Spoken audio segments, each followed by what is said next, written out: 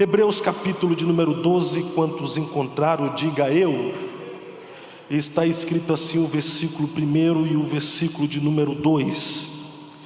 Portanto, nós também, que estamos rodeados de uma tão grande nuvem de testemunhas, deixemos de perto todo o embaraço e o pecado que está a nos rodear, e corramos com paciência a carreira que nos está proposta, olhando para Jesus, autor e consumador da fé, o qual, pelo gozo que lhe estava proposto, suportou a cruz, desprezando a afronta, e assentou-se à destra do trono de Deus.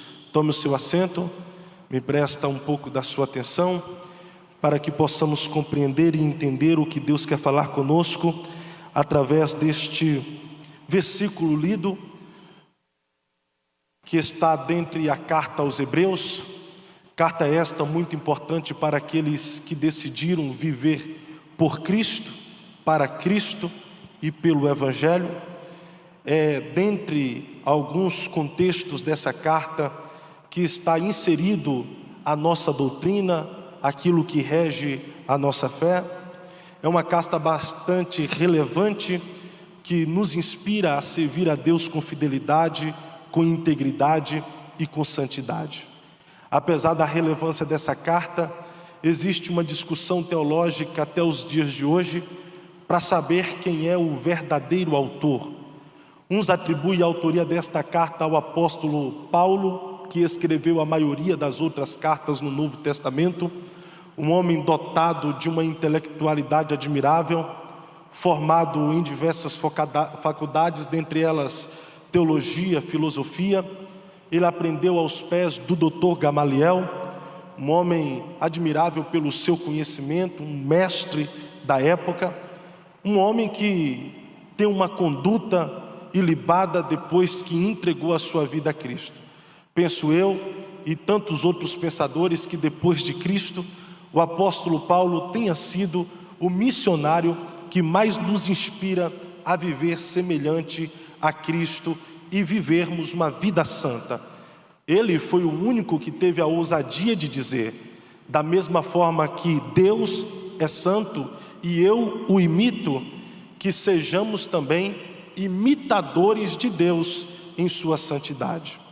Outros atribuem a autoria desta carta ao apóstolo Apolo, que pouco sabemos a respeito dele, a não ser o que o próprio Paulo testemunhou, dizendo que era um varão eloquente e que manejava bem as escrituras sagradas. Seria bom e interessante nós sabermos o verdadeiro autor para nós darmos os devidos créditos, mas o que alegra a minha alma é saber que seja Paulo, que seja Apolo ou algum outro apóstolo, quem escreveu esta carta fora alcançado pelo Evangelho de Jesus. O Evangelho de Jesus, ele é digno de toda a aceitação, até porque ele tem como autor principal o próprio Jesus, que sem endeusá-lo e sem destacar as características divinas que estava sobre ele, apenas como ser humano, Jesus fora um homem extraordinário, um homem que deixou um legado a ser seguido, e inúmeros exemplos a serem imitados. Sendo assim, os relatos de Mateus, Marcos, Lucas e João, os 4 evangelistas que escreveram a respeito da biografia do nosso Senhor, eles não deixaram esses escritos apenas para serem lidos e admirados. Esses escritos, chamados de evangelhos, não foram deixados apenas para que os seus leitores, ao lessem, ficassem boquiabertos dizendo: uau, que história incrível, que história fantástica. Esses escritos foram deixados para que, quando os seus leitores o lessem, algumas coisas pudessem mudar em suas vidas. E eu quero destacar aqui em rápidas palavras 3 objetivos do Evangelho de Jesus. Primeiro, o Evangelho de Jesus, ele tem como objetivo nos fazer seguir as pisaduras de Jesus. Segundo, ele tem como objetivo nos fazer imitar os exemplos deixados por Jesus. E terceiro, ele tem como exemplo e como objetivo nos fazer praticar os ensinamentos de Jesus. Porque quando seguirmos as suas pisaduras, imitarmos os seus exemplos e praticarmos os seus ensinamentos, nós alcançaremos aquilo que é de primordial para o Evangelho, que é o de sermos parecidos com o Cristo do Evangelho. Sim, o propósito principal do Evangelho é fazer com que os seus leitores sejam parecidos com o Cristo do Evangelho.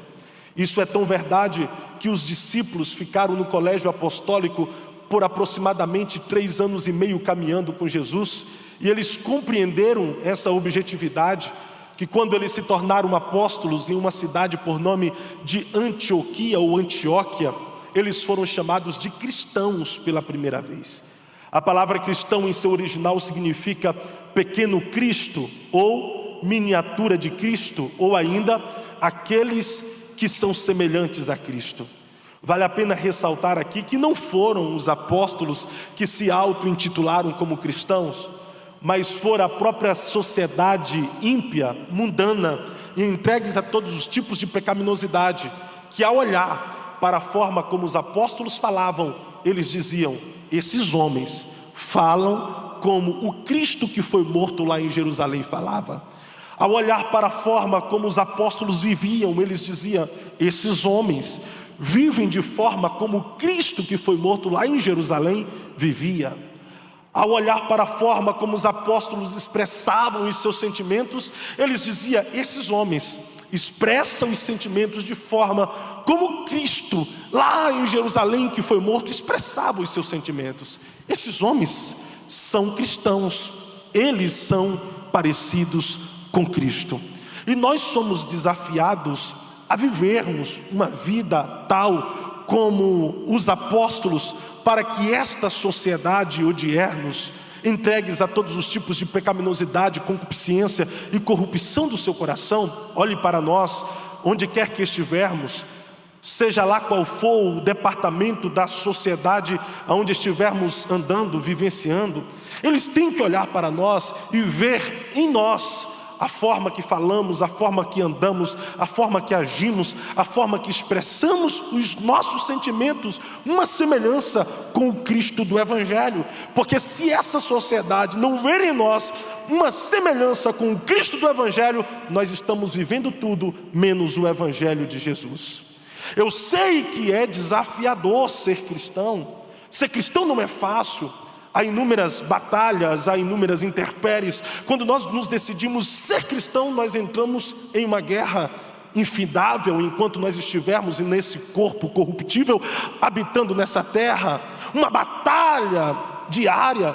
Então ser cristão é desafiador. Muita gente, principalmente nessa geração, diz: não, ser cristão é fácil. Eu concordo que ser cristão é a melhor coisa do mundo, é a melhor coisa do universo. Eles nos criticam, mas jamais vão sentir aquilo que a gente sente. Ser cristão e ainda ser pentecostal é uma dádiva, porque nós vamos conhecer os céus pelo lado de dentro, mesmo estando aqui na terra. Eles criticam dizendo que somos loucos porque falamos em línguas estranhas, cremos em manifestações espirituais, mas eles buscam viver essa loucura, mas através de álcool, através de drogas, e nós buscamos viver essa loucura no aposento de oração, buscando a presença do Todo-Poderoso. Então, ser cristão não é fácil. Talvez seja fácil ser gospel, porque o ser gospel está na moda, todo mundo quer ser, mas ser cristão, para andar na contramão do mundo e viver enfrentando as contrariedades da vida, não é fácil, mas é recompensador e vale a pena, tanto quanto nessa vida, quanto na eternidade, onde viveremos com o Cristo a qual nós imitamos de eternidade a eternidade. Ser cristão pode nos levar a recebermos alguns apelidos como fanático, quadrado, retrógrado, doido, maluco, doente, penteca, pode nos levar a recebermos diversos apelidos, mas não pode tirar de nós a alegria da salvação e o prazer de sabermos que temos a vida de Deus dentro de nós, através da pessoa bendita do Espírito Santo. Por ser cristão, ser um desafio, ser desafiador, o apóstolo que escreve a carta aos Hebreus, ele escreve no propósito, em especial no capítulo 12, de incentivar os irmãos a permanecer na fé e na santificação. É interessante que a epígrafe vai dizer que a exortação, a permanência na fé. E nós precisamos entender que exortar aqui não tem um sentido de cajadada. Exortar não tem um sentido de pancada, de bater, numa linguagem pentecostal, cajadada gospel. Exortar tem um sentido de incentivar, motivar, estender as mãos, pegar aquele que saiu do caminho, colocar no caminho e direcioná-lo a continuar no caminho, vivendo a verdade do Evangelho. Porque o apóstolo sabia que ser cristão haveria inúmeras batalhas diárias, que devido às perseguições, devido às guerras, devido às batalhas, devido às tentações, devido às adversidades, às intempéries e às vicissitudes da vida, alguns irmãos enfraqueceriam na fé, outros irmãos abandonariam a fé, e ainda outros deixariam a fé, e outros se apostatariam da fé. Mas o apóstolo escreve aqui exortando, incentivando, motivando os irmãos a permanecer na fé, independente das circunstâncias. Ele sabia que as tentações da vida poderiam abalar a nossa fé. Ele sabia que o mundo espiritual guerrearia contra nós para nos fazer desistir da fé. Ele sabia que a própria sociedade ímpia, mundana e pecadora lutaria contra a nossa fé para nos fazer abandonar a fé. E sabia que dentro de nós existe uma guerra entre a carne e o espírito, entre o espírito e a carne, onde a carne está constantemente nos fazendo pecar, para que assim venhamos enfraquecer na fé. Sabendo disto, ele está dizendo: está fraco, mas mesmo fraco permaneça na fé. Caiu, permaneça na fé. Está desanimado, permaneça na fé. Está desmotivado, permaneça na fé. Está sendo perseguido, permaneça na fé. Está sendo incompreendido, permaneça na fé. As coisas não estão acontecendo conforme o planejado, permaneça na fé. A frustração bateu na sua porta, permaneça na fé. Não são as circunstâncias que devem mudar a fé de vocês, mas é a fé que lhes foi dada que tem o poder para mudar todas e quaisquer circunstâncias. Eu gostei dessa, então eu vou de novo. Não são as situações adversas que devem mudar a tua fé, mas é a fé que Deus te deu, que tem poder para mudar todas e quaisquer situações que lhe sobrevenham. É interessante que a exortação é a permanência na fé. E nós somos seres humanos. E na condição de seres humanos somos seres racionais. Andamos por razão, vivemos por razão, agimos por razão. E a razão é boa, até porque é a razão que nos diferencia dos seres irracionais. É a razão que nos impede de tomar decisões precipitadas e equivocadas para não sofrermos consequências destrutivas e irremediáveis. É a razão que nos faz dar um passo aonde nós podemos alcançar. É a razão que nos faz ter uma estabilidade de vida nessa terra. Quando nós andamos pela razão, nós não estamos errados. Porém, quando nós passamos a viver a Cristo e a viver o Evangelho de Cristo, vai haver situações e circunstâncias que a nossa razão será frustrada, que a nossa razão será decepcionada e só vai nos restar a fé. É por isto que o evangelista já dissera: nós não andamos mais por vista, não andamos por aquilo que vemos, não andamos por aquilo que enxergamos, não andamos por aquilo que contemplamos, nós andamos pela fé. É por isso que o profeta Abacuque já disse, inspirado pelo Todo-Poderoso: o meu justo nem sempre viverá pela razão, o meu justo viverá pela fé. Porque existem algumas promessas de Deus consideradas como absurdas. Sim, absurdas porque foge da lógica humana.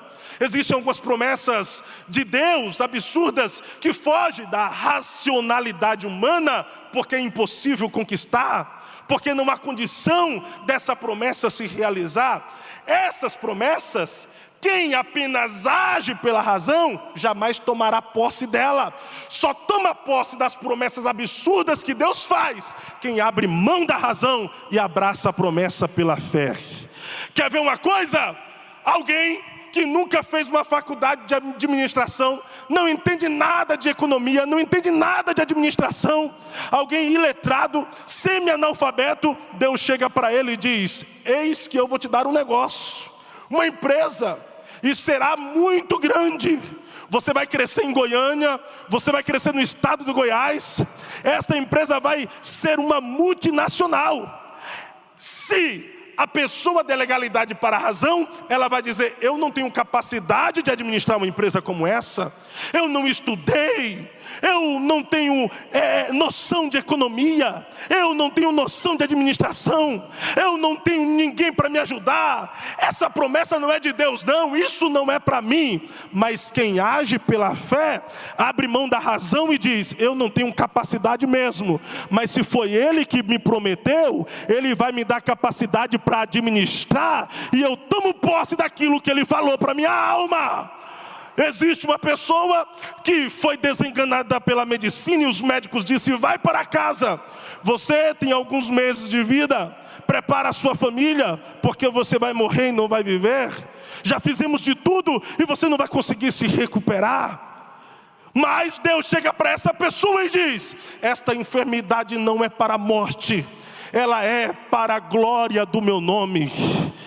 A pessoa vai ficar pegada na razão dizendo: os médicos disseram que não tem mais jeito, os médicos disseram que eu vou morrer, então eu vou morrer, eu vou para casa, vou preparar todos os meus familiares, toda a minha parentela, porque daqui a algum tempo eu não mais estarei no meio deles. Ou vai tomar posse da promessa que Deus disse pela fé, dizendo: ainda que os médicos disseram que não, ainda que os médicos disseram que é o fim, ainda que os médicos disseram que acabou, mas se o dono da vida disse que eu vou viver, eu creio no que o dono da vida me prometeu. Isso é abrir mão da razão para tomar posse pela fé daquilo que Deus prometeu.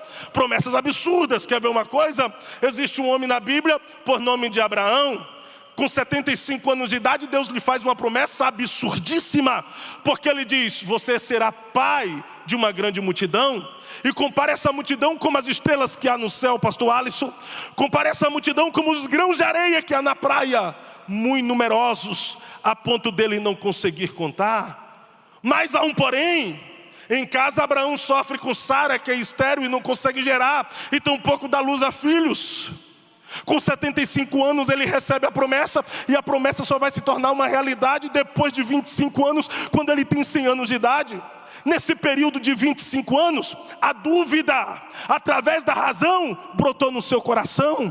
A razão dizia: é impossível, não vai acontecer, você está envelhecendo, Sara está perdendo o vigor, você também, Abraão, está perdendo a virilidade, não tem como, não creia mais nessa promessa, porque você não tem possibilidade de gerar filhos, sua esposa é estéril. A razão vai até o coração de Sara, e ela se sente culpada, dizendo: meu Senhor, eu não consigo gerar filhos, e é por isso que você não consegue alcançar a promessa que Deus te fez.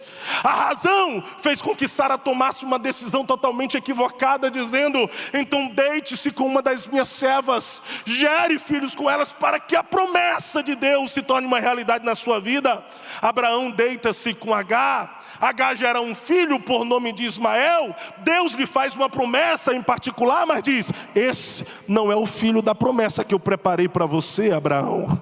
A promessa só se torna uma realidade quando Sara já estava bem velhinha, Abraão estava bem velhinho. Aonde Sara gera, dar à luz a um filho 25 anos depois. E o apóstolo Paulo dá testemunho de Abraão, dizendo que Abraão não duvidou da promessa por incredulidade, mas foi fortificado na fé, dando glórias a Deus. Todas as vezes que a razão dizia é impossível, Abraão dizia, mas para o meu Deus que me fez a promessa é possível, e Deus o fortificava na fé.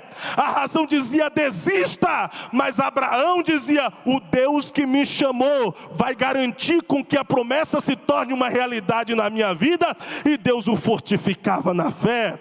Quem tem uma promessa absurda de Deus aqui, levante uma das suas mãos. Só você que tem uma promessa absurda, que é impossível de se concretizar, mas foi Deus que fez na sua vida. Eu não sei qual é o tempo que vai demorar, mas se foi Ele que prometeu, talvez a razão está dizendo, desista, vai para outra área, porque não vai acontecer, não vai chegar. Você já se frustrou o ano passado, você tentou ingressar na faculdade e não conseguiu, você tentou se formar e não conseguiu, as coisas não aconteceram conforme o planejado, então desista, porque não vai acontecer. Demorou 25 anos para Abraão, eu não sei qual é o tempo que vai demorar para você, mas a certeza que eu tenho é, se o Eterno prometeu, pode passar céu, pode passar terra, pode passar pandemia, pode passar escassez econômica, pode passar governos, a promessa dele se cumprirá. Promessas absurdas. 25 anos, Abraão pega a criança no colo que Sara gerou, levanta os céus para consagrar, e quando consagra, diz, o seu nome será Isaque. E Sara gritou dentro do quarto, porque Deus me fez rir. E é isto que significa Isaque, sorriso ou motivos para sorrir. Levante uma das suas mãos, só você que tem promessa. Porque pode ser no ano de 2021, mesmo depois do caos, mesmo depois das incertezas, mesmo depois das dúvidas, que Deus fará você sorrir, porque a promessa se tornará uma realidade. Quantos acreditam nisso? Por um minuto, libere uma palavra de louvor a Deus, demonstrando que você acredita naquilo que Ele falou a teu respeito. Aleluia. Razão ou fé, qual é a sua escolha, qual é a sua decisão? Eu sei que a geração contemporânea, devido aos estudos, devido às salas de aula, devido às salas de faculdade, por um momento, o mundo, o sistema e Satanás quer roubar de você aquilo que você tem de mais precioso. E o que você tem de mais precioso não é o seu sobrenome. O que você tem de mais precioso não é a sua beleza. O que você tem de mais precioso não é a classe social que você faz parte.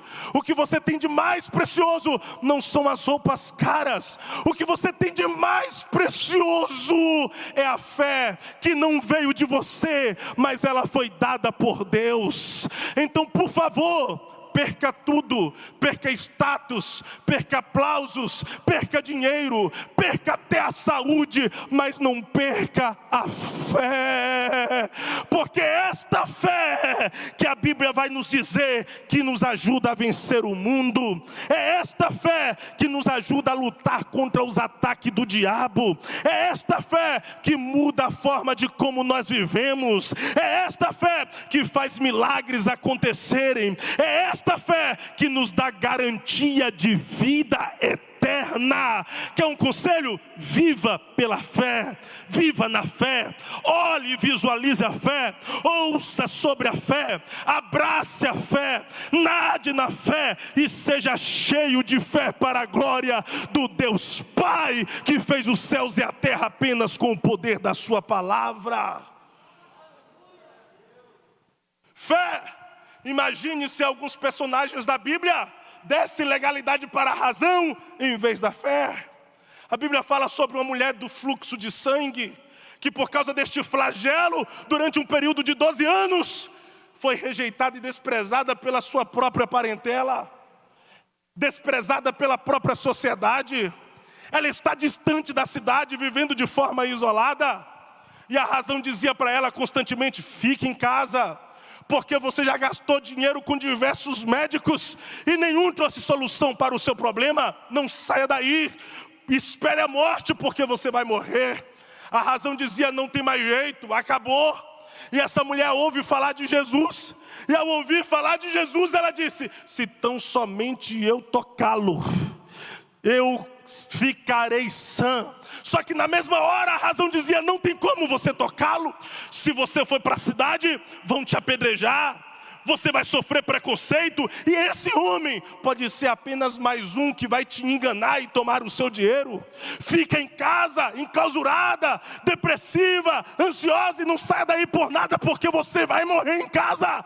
Mas esta mulher dizia: se tão somente eu conseguir tocá-lo, eu vou ser curada. A razão dizia: você não vai conseguir. Mas ela disse: e se eu conseguir? Ela abre mão da razão, ela rompe as barreiras das dificuldades mentais, ela rompe as barreiras do preconceito humano, vai até a cidade, rompe toda uma multidão, toca nas vestes de Jesus, o que na mesma hora ele começa a dizer: quem me tocou? Quem me tocou? E os discípulos dizem: Senhor, a multidão é grande, o povo te aperta, te oprime, todo mundo quer tocar no Senhor. E o Senhor pergunta: quem te tocou? Sim, alguém me tocou de uma forma diferente. Não me tocou pela razão, alguém me tocou pela fé, porque eu senti que de mim saiu virtude. Aquela mulher, temendo e temendo, se aproxima dele dizendo: Senhor, foi eu. E declara-lhe toda a verdade. Jesus olha para ela e diz: então tá bom, vá, porque a tua fé te salvou. Jesus, ele não diz: vá, a tua fé te curou. Ele diz: a tua fé te salvou, porque a cura ela já tinha recebido pela atitude de fé. Mas Jesus dá absolutamente mais do que pedimos, do que pensamos, do que imaginamos. Ele está dizendo: por causa da tua fé, você não recebe apenas a cura, você também recebe a salvação da tua alma. O que nós precisamos é de fé. Fé que as coisas vão melhorar. E ainda se não melhorar e as coisas piorar, a certeza que temos é que estamos no princípio das dores, e a qualquer momento esta igreja será arrebatada e encontrará com Cristo nos ares. Mas nós precisamos ter fé que se o arrebatamento não acontecer agora, esse momento difícil vai passar, porque o mundo já viveu situações piores do que essa que nós estamos vivendo, e a igreja estava lá, e pela fé a igreja rompeu. Quer ver uma coisa? O mundo viveu o período da peste negra, 50 milhões de mortos na Europa e na Ásia. A igreja estava lá, e pela fé a igreja rompeu. O mundo viveu o período da cólera, centenas de milhares de mortos. A igreja estava lá, e pela fé a igreja rompeu. O mundo viveu o período da tuberculose, 1 bilhão de mortos ao redor do mundo. A igreja estava lá, e pela fé a igreja rompeu.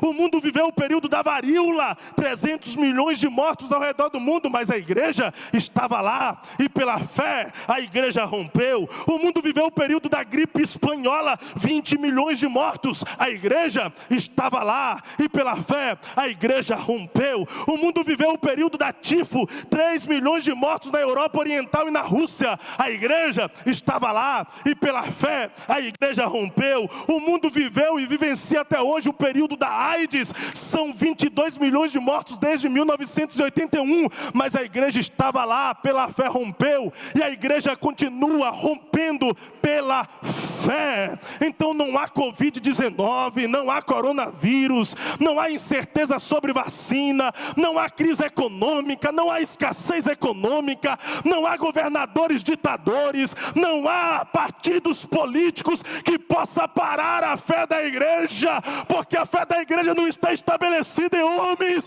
a fé da igreja está estabelecida no Deus que nos dá permanência na fé. Quem pode levantar uma das suas mãos? Receba a fé, Uramashura Kalamanjoramahaya. Receba a fé para crer que esta situação difícil vai passar e o amanhã será melhor que hoje. Nada vai conseguir parar a igreja. E o que eu vou falar aqui é uma verdade. O diabo queria ver você enclausurado. O diabo queria ver você dentro de casa, isolado, sofrendo de ansiedade, sofrendo de doenças psicossomáticas. O diabo queria ver você com pensamentos suicidas. Ele pregou constantemente o ano passado dizendo: fica em casa, fica em casa. O diabo queria fazer de você um desigrejado, um destemplado. Até porque você que está me ouvindo, em algum momento você disse: eu não preciso de igreja mesmo, eu não preciso de pastor mesmo, a partir de hoje eu vou cultuar em casa. Mas na verdade você já estava perdendo a sua fé aos poucos. Mas foi Deus que fortaleceu a tua fé, dizendo: eu não te perco para Satanás, eu fortaleço a tua fé. Quem pode adorar o Deus da nossa fé? Se você tem glória, dê glória.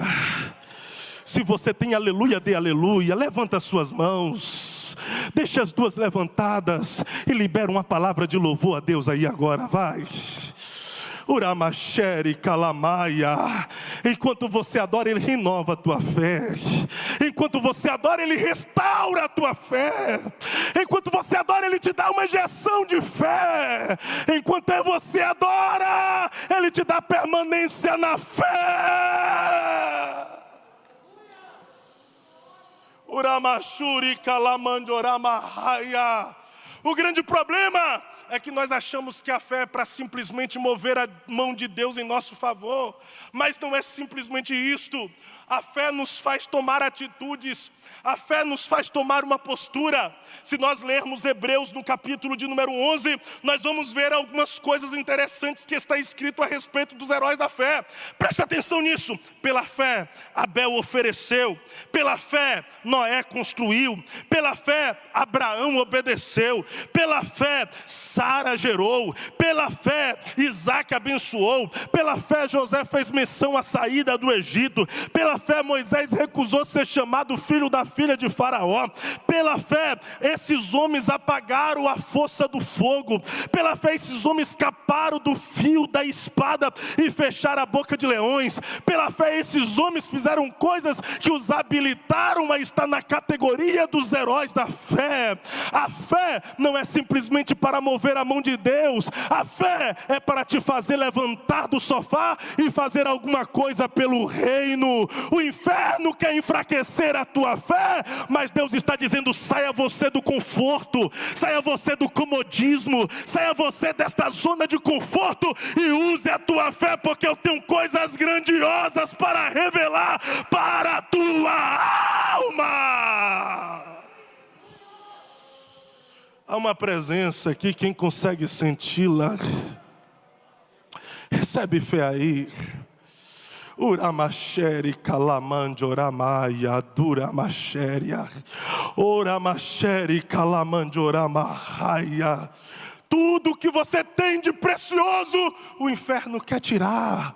Ele quer roubar a sua fé através de um sistema de incredulidade, de ateísmo que tem imperado nesse tempo.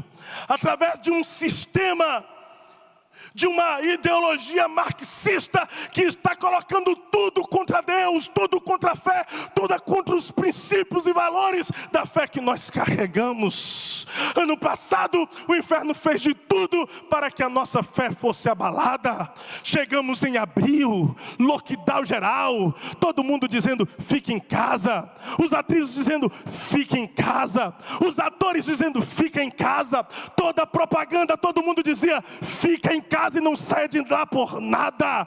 E aí o inferno dizia isto: fica em casa e vai assistir lives de Jorge Mateus, Marília Mendonça, vai assistir live de Sandy Júnior. Não alimente a sua fé, alimente a sua carne. E na proporção que você alimenta a sua carne, mais enfraquecido você fica. Chegou maio, o inferno começou a dizer: agora nós vamos parar a igreja, vamos fechar a igreja, todo mundo vai ficar em casa. Junho, a igreja rompeu. Julho, a igreja rompeu. Agosto, a igreja rompeu. Outubro, Outubro, a igreja rompeu. Novembro, o inferno disse: não, eu tenho que paralisar este povo, eu tenho que acabar com a fé desta juventude, eles têm que voltar para dentro de casa, vamos fazer um novo lockdown, eles não podem estar indo lá na igreja alimentando a fé, porque se eles alimentar, os medos vão correr, então eu vou acabar com a fé. Mas você conseguiu romper novembro, chegou em dezembro, o inferno disse: eu vou paralisar ele não vai passar a virada na presença de Deus, nem vai ter culto da virada, ele vai ficar em casa, vai tomar uma, vai experimentar uma bebida alcoólica, vai ficar na carnalidade. Mas você rompeu dezembro, está no primeiro Jovens Conectados, porque Deus sustentou a tua fé.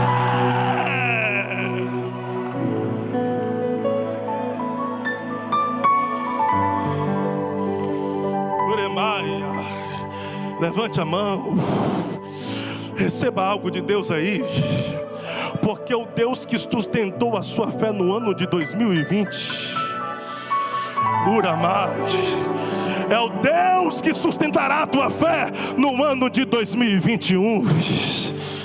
E receba esse bálsamo que desce sobre a tua vida aí agora. É Deus restaurando a tua fé.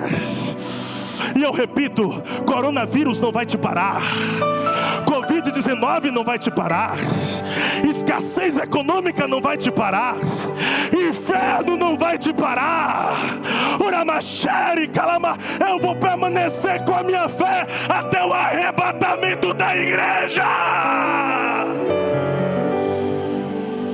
Uramaia, esteja em pé. Uramachuri Kalamande Uramahai. Fecha os teus olhos por um minuto, fecha.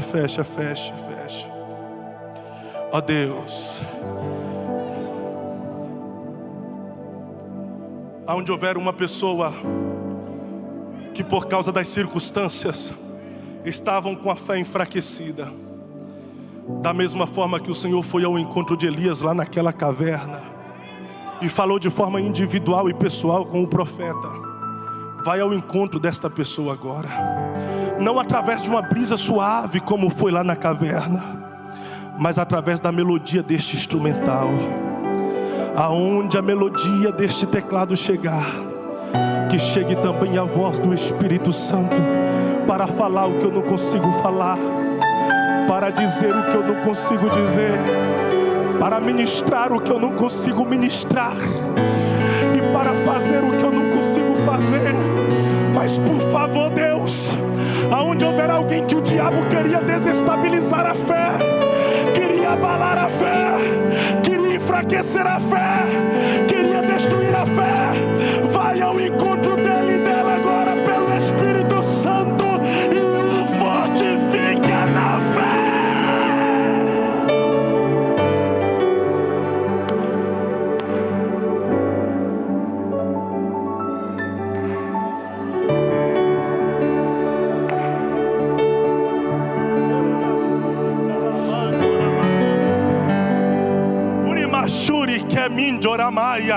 Olha o Espírito do Senhor te envolvendo nessa dimensão espiritual agora. Olha o Espírito Santo se fazendo sentir na tua vida de forma diferente. Esse mover que começa a acontecer na tua vida agora é Deus fortificando a tua fé para o ano de 2021. O inferno disse: você vai parar, mas Deus disse: você vai continuar. O inferno disse: é o fim, mas Deus disse: é o começo. O inferno colocou ponto final, mas Deus colocou mais 2 pontos dizendo reticência. A história continua.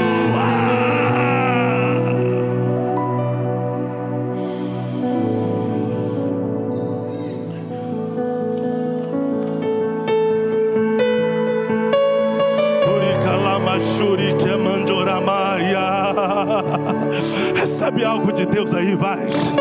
Recebe algo de Deus aí agora. Abra sua boca e libera uma palavra de louvor.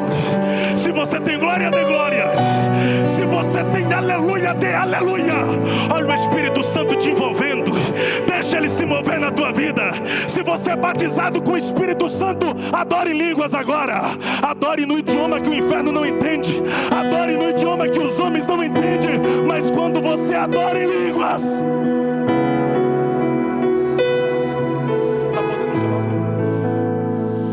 Você que quer uma renovação espiritual, uma restauração espiritual, você que foi o alvo desta mensagem, uma palavra, uma frase, alguma coisa falou com você, e você quer sair daqui com a tua fé fortalecida, saia do seu lugar rapidinho e venha aqui na frente orar comigo agora. Venha, venha. Não espere o primeiro vir para você vir, mas venha logo, venha. Como qualquer outro, estava cansado, sem força, desanimado, decidido a largar tudo e parar. Vem. Deus conhece tua estrutura, venha até o altar colocar as suas fragilidades na mão de Deus. Está fazendo. Venha até o altar colocar mesmo a sua que seja difícil, pouca fé no altar de Deus. É Ele que vai restaurar e aumentar a tua fé. É Ele que vai fortalecer a tua fé. Vem, eu quero orar com você. Volte para o mar, que é o teu lugar. Quem mandou largar a rede? Quem mandou você parar? Aleluia. Volte para o mar alto, no lugar da tua vergonha eu vou te honrar. Quem mandou largar a rede? Quem mandou você parar? Volte para o mar alto, no lugar da tua vergonha eu vou te honrar. Eu já entrego o microfone. Levante as suas mãos aos céus. Levante e ore assim comigo. Deus, diga alto: Deus, eu preciso do Senhor para que a minha fé continue fortalecida. Diga um pouquinho mais alto: Deus, é difícil manter-se firme na fé constantemente, mas o Senhor pode me ajudar através do Espírito Santo. O Senhor pode me ajudar. Coloque a sua mão na cabeça, coloque.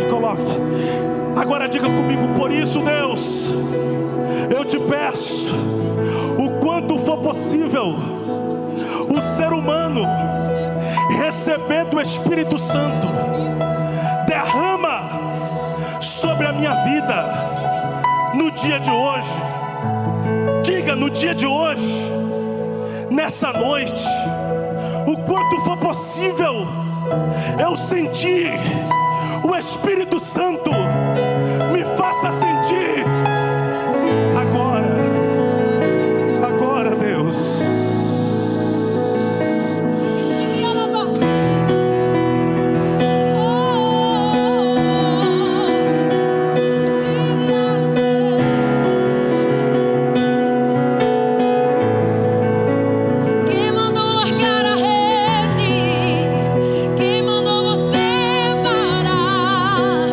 Volte